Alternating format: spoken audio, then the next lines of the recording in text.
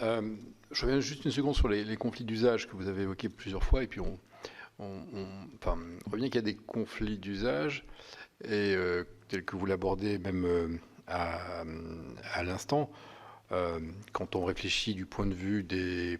Enfin, on oublie souvent l'industrie, les modes de transport, etc.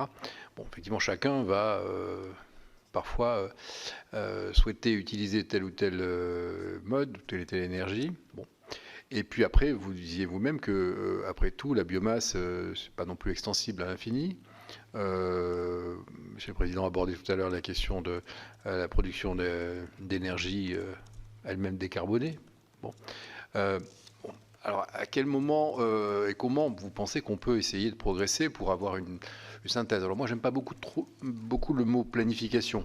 Je peux plutôt tendance à penser que si on avait une stratégie, une déclinaison, y compris territoriale, des mécanismes incitatifs et une évaluation claire, ça serait déjà pas si mal. Bon. Ouais, je ne sais pas s'il faut être vraiment planificateur et est-ce qu'on en a d'ailleurs les moyens? Parce que, après tout, est-ce qu'on va dire on interdit tel usage?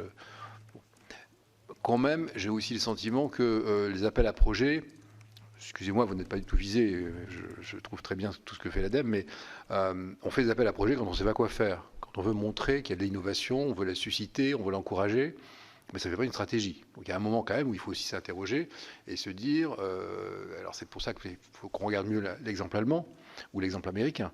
On a le sentiment que, par exemple, vous évoquiez, Monsieur le Président, les questions des carburants synthétiques pour l'aérien, il y a un choix qui est fait. Aux États-Unis, ils y vont. On pourrait aussi s'interroger sur les conflits d'usage s'agissant de l'automobile. On a vu la position allemande.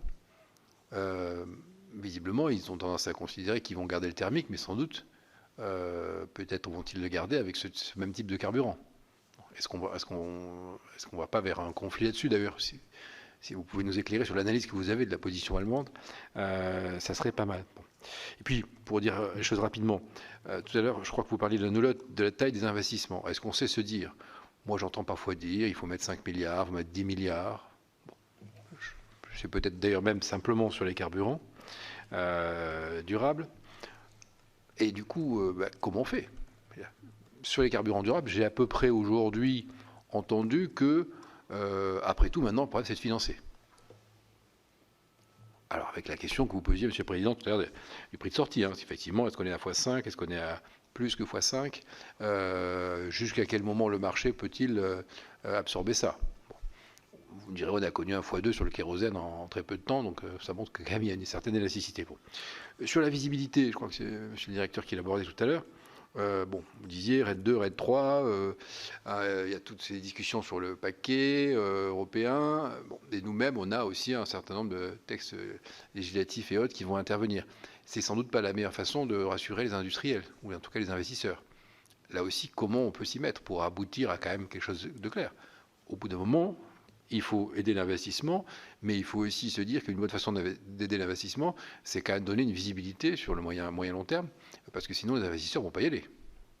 Si à un moment donné il y a un changement, ça paraît un point. Voilà. Donc c'est pour ça que quand on évoque la panoplie d'investissement et, comme vous l'avez dit fort justement, le besoin de faire s'emboîter, entre guillemets, pardon pour la formule, la planification territoriale et, en tout cas, la planification nationale, on sent bien que on est à un stade où il faut franchir ce pas. Bon, alors comment y arriver?